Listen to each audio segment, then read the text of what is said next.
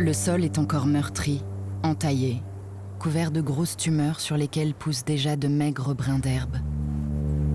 Les tranchées et les trous d'obus se rebouchent lentement. La pluie a cessé. Qui a vu la guerre ose espérer que la paix est revenue.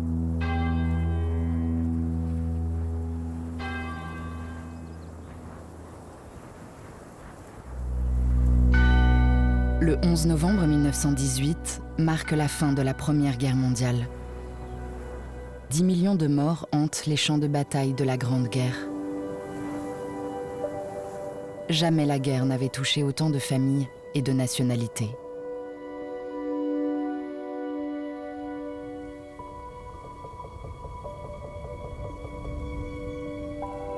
Dès le début de la guerre, la violence du conflit fait émerger la question du traitement de la mort.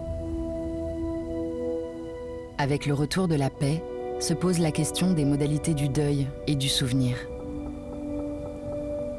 En 1915, est institué le principe de l'inhumation individuelle et perpétuelle des soldats morts pour leur patrie, quelles que soient leurs origines et grades, leur nationalité, leur culture, classe sociale, convictions philosophiques ou religieuses.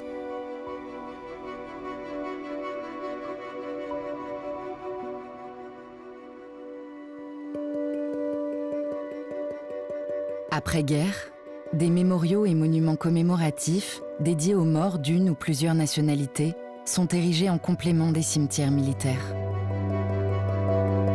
Ces lieux de mémoire scandent visuellement et symboliquement l'étendue du front et de son paysage. En 2023, 139 de ces sites funéraires et mémoriels de la Première Guerre mondiale, situés en Belgique et en France, sont inscrits sur la liste du patrimoine mondial de l'UNESCO.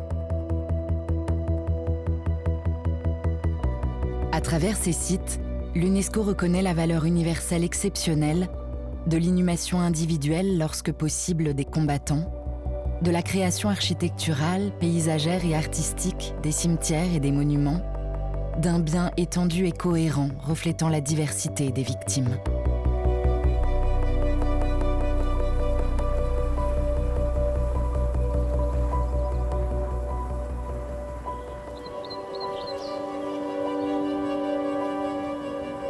Contribuant au tourisme de mémoire des territoires, ces sites sont devenus des lieux de transmission et de conscience.